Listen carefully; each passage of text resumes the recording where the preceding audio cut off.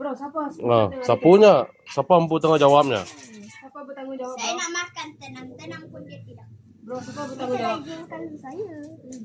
Siapa bertanggung jawab? Habis siapa kan nucinya? Aku nucinya. Tak, saya tak. Ha? Orang aku Orang ada kena mengenal Uji. Siapa nucinya deh? salah. Saya nak makan. Nama mereka ngacau yang makai deh. Dia nak makan. Memangnya kalau nak makan minta izin ya? Takkan? Heh.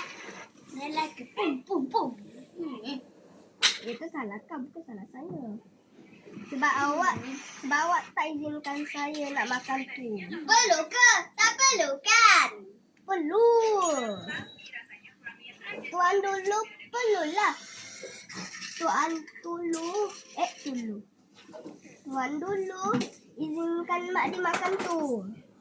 Dah izinkan mak makan apa? Bukan mak nak makan. Tiba-tiba mak makan pula. Mak pula. Tu sudu dekat tangan mak tu siapa tanggung jawab tu? Kenapa? Tolong bro.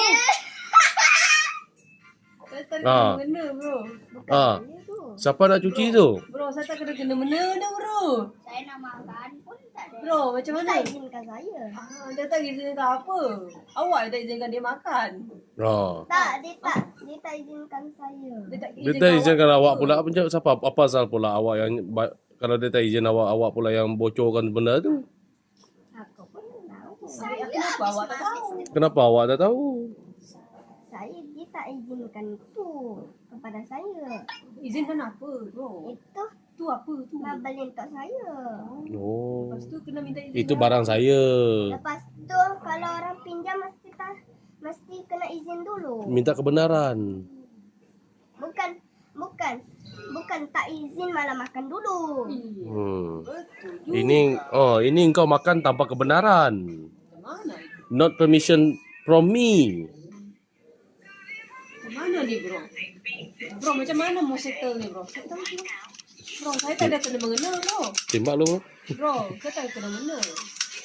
Boleh lah bro, maafkan kakak lah bro. Awak pun makan roti kakak. Kan? Mana ada? Ya. Dia cakap dia makan Pocky Oreo saya. Nah, awak Saya lupa. bohong je, dia cakap tu punya meme okay, not me. Jadi, macam mana bro? Dia tipu. Tipu apa pula? Kalau kau dah makan makananku dulu, bolehlah makan makanan kau. Iya, betul. Kau pun tidak bagi tahu kakak, minta izin dia nak makan. Kau ambil je terus makan. Macam mana? Sama lah, free lah. Satu sama lah. Itu bukan saya punya. Memanglah bukan awak punya, kakak awak punya. Awak yang tak minta izin dia. Sama lah dengan kakak awak makan.